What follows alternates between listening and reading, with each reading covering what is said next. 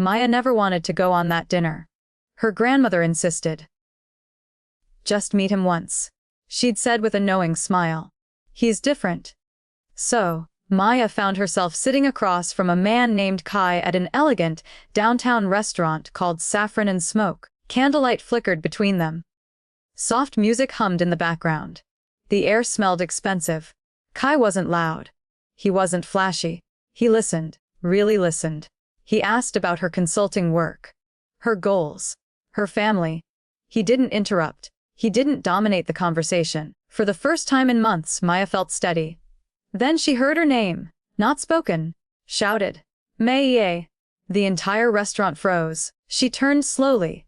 Ethan, her ex, the man she had escaped 9 months ago. He pushed past staff, ignoring the hostess, ignoring security. His eyes were wild. His jaw tight. There was a restraining order. He wasn't supposed to be near her.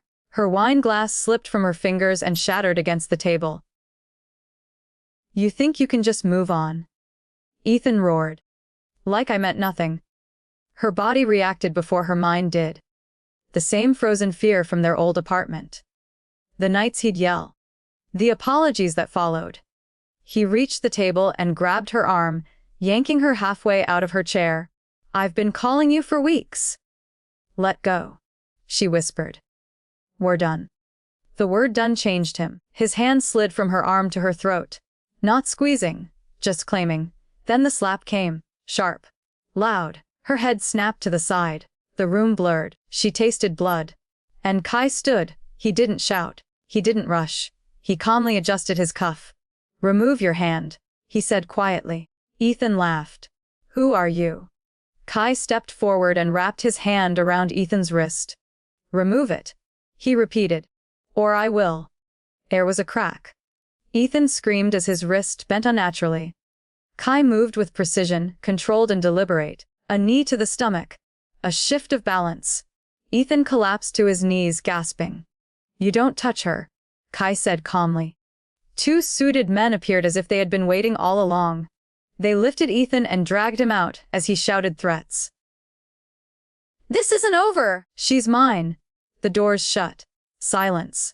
Maya's legs trembled as she sank into her chair. Kai crouched beside her and gently pressed ice to her cheek. You have nothing to apologize for, he said when she whispered sorry. That night changed everything. The next morning, her phone exploded. There was a video. Someone had filmed the entire scene. The slap. The cuff adjustment. The crack of Ethan's wrist. It was everywhere. Social media flooded with comments. Ooh, is that guy? He was so calm. That cuff adjustment was cold. Marry him immediately. Her humiliation had become entertainment. But something surprised her. No one mocked her. Most people were furious at Ethan. Protective. Supportive. Still, the shame burned.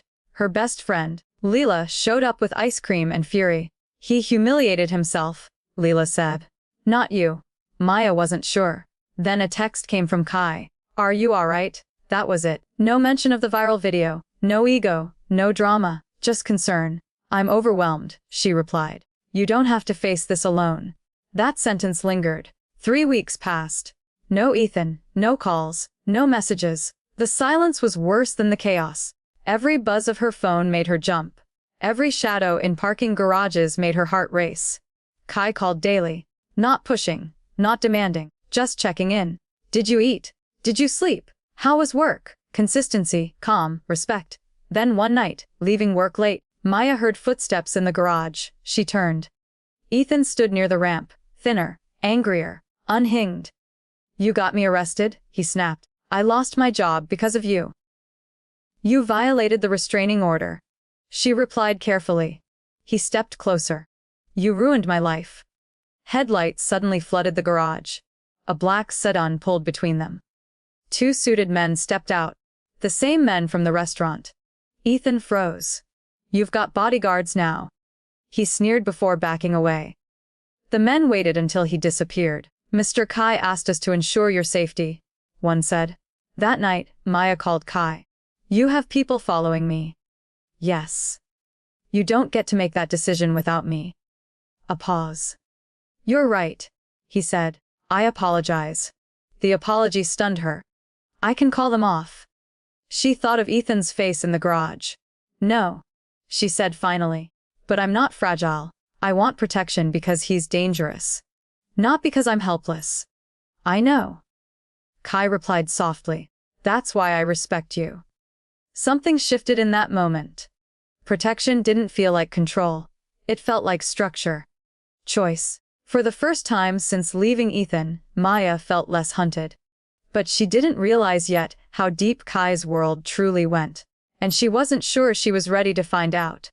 Part 2 coming next. Part 2. Kai asked carefully one evening, would you be comfortable meeting my family? Maya paused. That's fast. In my culture, he said calmly, serious intentions involve family early. Serious. The word lingered. She surprised him. You meet mine first. He didn't hesitate. I'd be honored. Dinner at her parents' home was tense but respectful. Her father asked direct questions. What are your intentions with my daughter? To earn her trust. Kai replied evenly. To protect her if she allows it, and to respect her independence. Her brother tested him with rapid-fire questions. Kai answered each one calmly. After dinner, her grandmother pulled her aside. He understands the difference between protection and possession, she said. That matters. A week later, Maya attended the grand reopening of one of Kai's family businesses. A luxury restaurant called the Gilded Magnolia. The event was massive. Politicians, business leaders, cameras flashing. People stepped aside when Kai walked past. This wasn't just wealth. It was power. Halfway through the night, Maya took a wrong turn down a quiet hallway. Voices drifted from a partially open door. Kai's voice. Sharp. Focused. She heard words that made her stomach drop. Territory. Shipments. Protection fees. The door opened. Kai saw her. He understood instantly what she'd heard. On the rooftop terrace, under city lights, he told her the truth. My grandfather built our empire through methods that were not always clean. He said. Most of our businesses are legitimate now, but some connections still exist. You're telling me your family has ties to organized crime? He didn't flinch. Wes! Her world tilted. Why did you really help me that night? Your grandmother asked me to meet you, he admitted. But I chose to stand. I chose to protect you. She needed time. He gave it, no pressure, no manipulation, just space. Then Ethan escalated again. A text. I see you've got rich friends now. Think that changes anything? Attached was a photo of her leaving the gala. He had been watching. Kai arrived within 20 minutes. He's escalating, Kai said quietly. Men like him become more dangerous when they lose control. What are you going to do? She asked. Legally first, he replied. If the law fails, there will be consequences. You're not going to kill him, are you? Death creates complications, Kai said calmly. Fear is more effective. She realized something then. She wasn't afraid of Kai's power. She was afraid of needing it. I don't want to lose myself, she admitted. You won't, he said. Not with me. For the first time, protection didn't feel like a cage. It felt like partnership. And she made a choice. They would end this, together. Part 3. Ethan tried to hire someone to follow her. That was the final line. Kai presented a plan, a controlled trap, a staged vulnerability in a building his family owned. Security hidden, police coordinated. You will never be alone, he said firmly, only if you consent. She thought about living in fear forever. I'll do it, she said. But I want every detail. The day came. She sat alone in an office suit, an earpiece hidden in her ear. I'm here, Kai's voice murmured. The door opened. Ethan stepped inside. No bodyguards, he sneered. Just us. He grabbed her arm. 5 seconds. The door burst open. Kai entered with security. This time, it ended. Police arrived within minutes. Multiple charges. Bail denied. In court weeks later, Maya stood to speak. You taught me to confuse control with love, she said clearly. I don't forgive you. But I release you. You don't live in my future anymore. 18 months in prison. Permanent restraining order. It was over. That evening, Kai knelt in front of her. "My family may claim you," he said softly. "But tonight, I ask you to choose me, not my world, not my name, just me. Will you marry me?" "Yes." Their wedding blended traditions, strength and softness. He gifted her the deed to a building for her consulting firm. "Your dream deserves foundation," he said. She began volunteering with domestic violence survivors, helping other women rebuild. 1 year later, they returned to Saffron Smoke. Same table, different life. "No regrets?" he asked. "None," she said. She placed his hand over her stomach. "We're going to need a nursery." His breath caught. Then he smiled. Maya had once mistaken control for love. Now she knew the difference. Love didn't silence her. It strengthened her. It didn't own her. It chose her. And she chose it back. If this story moved you, share it with someone who needs to hear that strength and love can exist together. And don't forget to follow for more stories about resilience, power, and choosing the life you deserve. Kai asked the question carefully, like a man who understood timing. "Would you feel comfortable meeting my family?" They were seated near the window of a quiet restaurant, the city lights reflecting off the glass. Maya's fork paused midair. "That's fast," she said honestly. "In my culture," he replied calmly. "Serious intentions involve family early." Serious. The word settled between them with weight. She held his gaze for a moment, then surprised them both. "Then you meet mine first." He didn't hesitate. "I'd be honored." That Sunday, Kai stood at her parents' door holding a simple bouquet of flowers. No arrogance, no display, just quiet confidence. Her mother greeted him warmly but nervously. Her father observed him with measured silence. Her brother crossed his arms, studying him like a challenge. Dinner began politely. "So," her father said, folding his hands on the table, "what exactly do you do?" "My family owns several businesses," Kai answered. "Restaurants, import operations, real estate, and your intentions with my daughter." No smile. No softening. Kai met his eyes directly.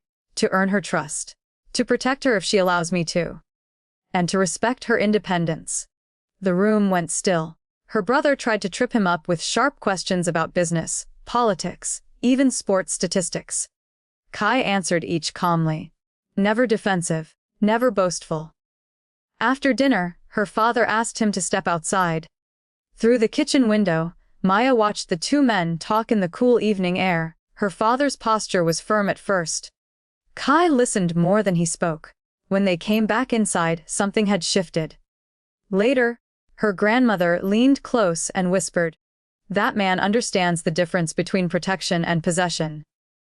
That mattered more than anything. Weeks later, Maya received an invitation in a thick cream envelope.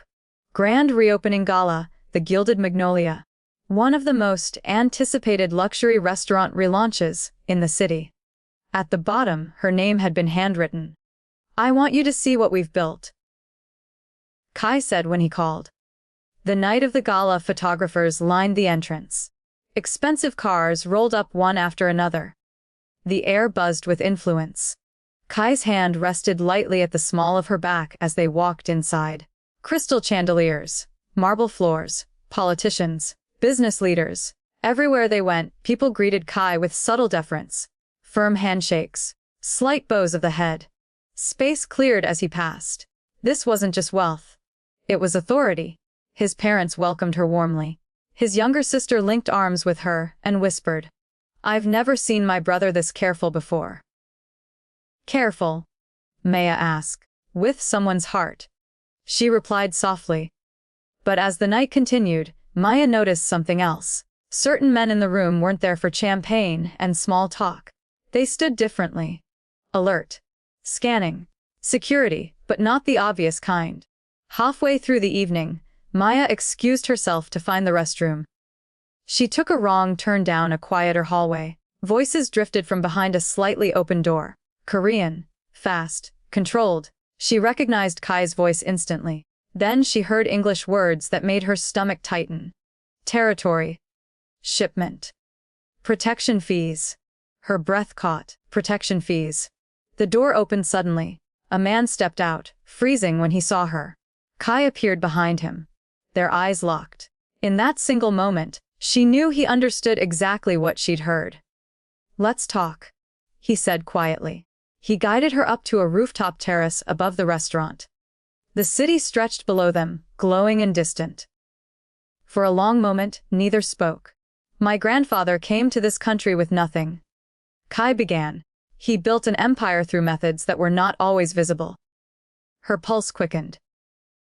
"What kind of methods?" "Protection services, territorial agreements. Influence in places where the law was slow to respond."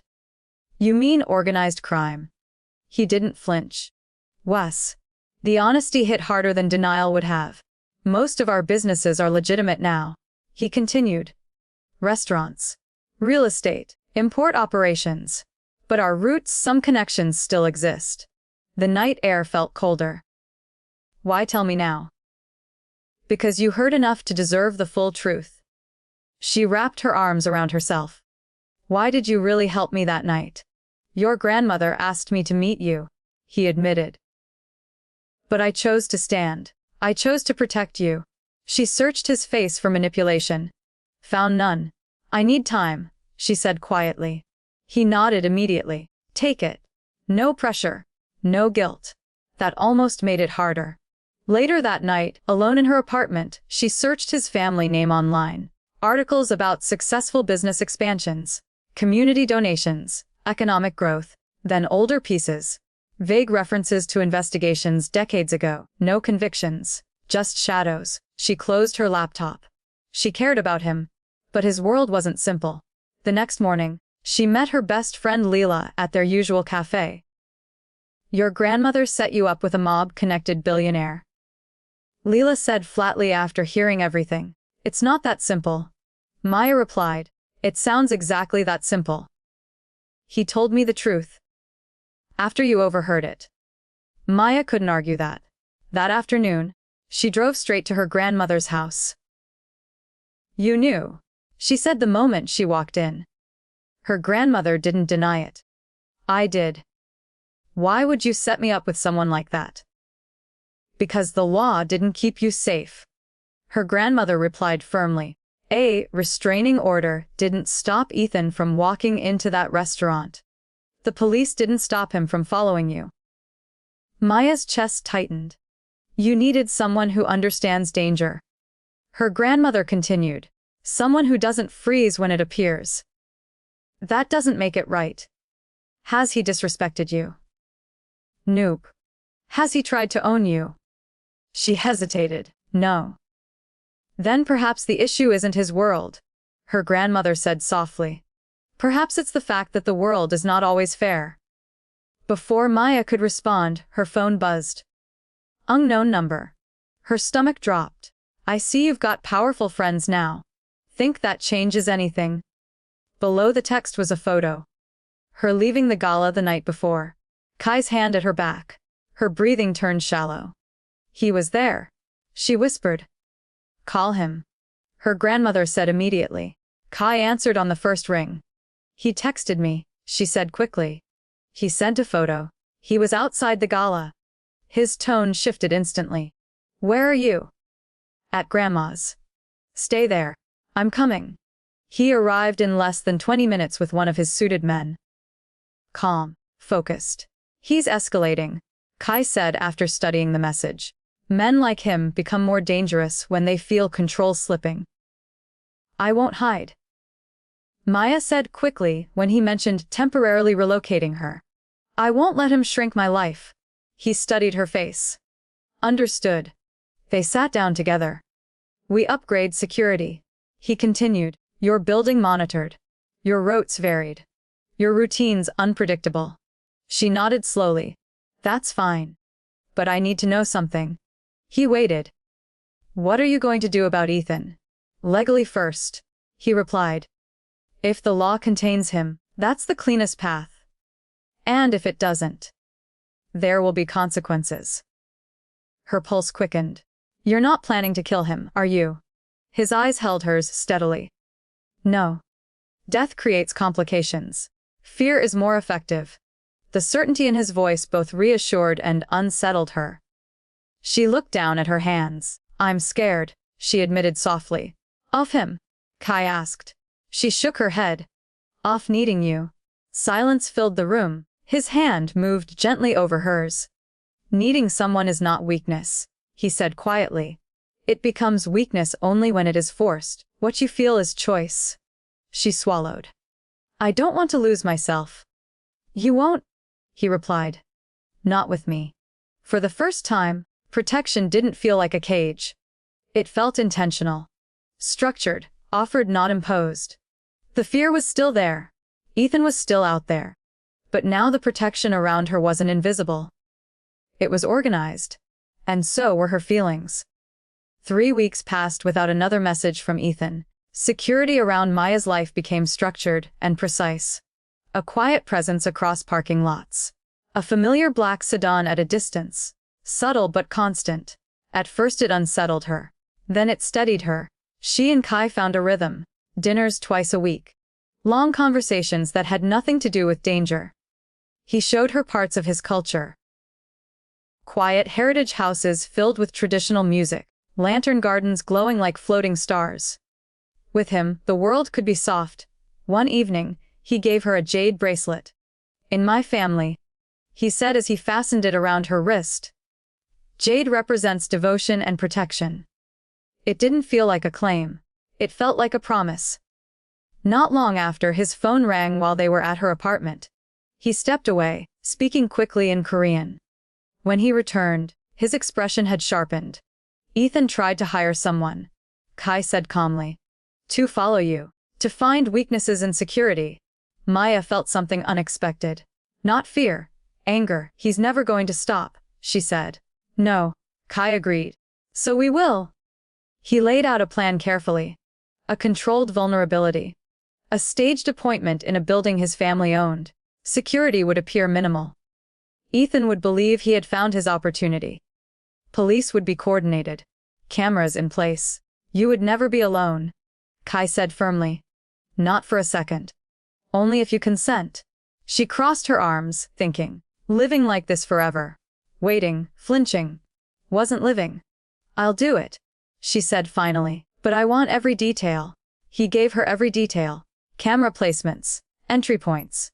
Timing. Police response window. "This is me taking control," she said quietly. "Not you saving me." He nodded once. "Exactly." The day arrived. She wore a simple professional outfit. The jade bracelet rested cool against her skin. She sat in an office suit on the 3rd floor of the building, an earpiece hidden in her ear. "I'm here." Kai's voice murmured softly. Minutes passed. Then, "Hi's in the building." Her pulse pounded. The door opened slowly. Ethan stepped inside. He looked worse than ever. Hollow eyes, wrinkled clothes. Desperation hanging off him like smoke. "No bodyguards," he sneered. "Just us." "Ethan," she said steadily. "Don't do this." He moved fast, grabbing her arm. In her ear, a calm countdown. 5 seconds. The door burst open. Kai entered with security behind him. Ethan spun, realizing too late. "You set me up." Kai moved with precision. A twist of the wrist, a forced release. Security pulled Maya safely aside. Police sirens echoed outside within moments. This time, it ended. Ethan was arrested on multiple charges: stalking, harassment, violation of a restraining order, attempted assault. Bail denied. When the building fell silent, the adrenaline drained from her body all at once. Her knees shook.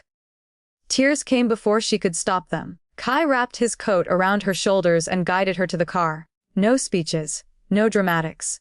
Just quiet presence. Weeks later, in court, Ethan looked smaller, not furious.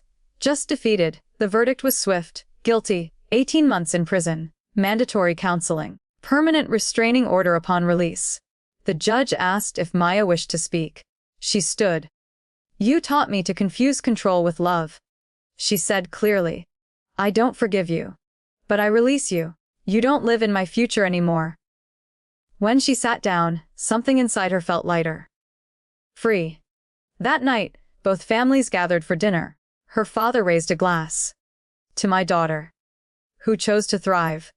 Her grandmother added softly, to protection without possession. Later, when the evening quieted, Kai stood and drew everyone's attention. My family may claim you, he said gently to Maya. But tonight, I ask you to choose me, not my world, not my name, just me. He knelt. A ring rested in his palm. Will you marry me? There was no fear in her chest this time. Yes. Wedding planning began within months. Their ceremony blended traditions, a white gown with subtle cultural details, two isles merging into one, families seated not in opposition, but together. Their vows were simple. You showed me strength with restraint, she said. You showed me love without fear, he replied. At the reception, he handed her an envelope. Inside was the deed to a building. For your consulting firm, he said. Your dream deserves a foundation. She didn't become smaller in his world. She expanded in it. She began volunteering with domestic violence organizations, speaking about rebuilding, about recognizing the difference between control and care. 1 year later, they returned to the restaurant where it had all begun. Same table, same candlelight. But no fear. No regrets. He asked softly. None, she said. She took his hand and placed it gently over her stomach. And we're going to need a nursery. For the first time, his composure cracked into pure surprise. Then joy. There were no shadows now. No threats. No echoes of ownership disguised as love. Maya had once survived. Now she chose. She chose partnership. She chose strength. She chose a man who protected without possessing. And this time, love wasn't something she escaped. It was something she stepped into. Fully, willingly, and without fear. If this story stayed with you, share it with someone who needs to be reminded that real love never cages you. It empowers you. And don't forget to follow for more stories about strength, healing, and choosing the life you deserve.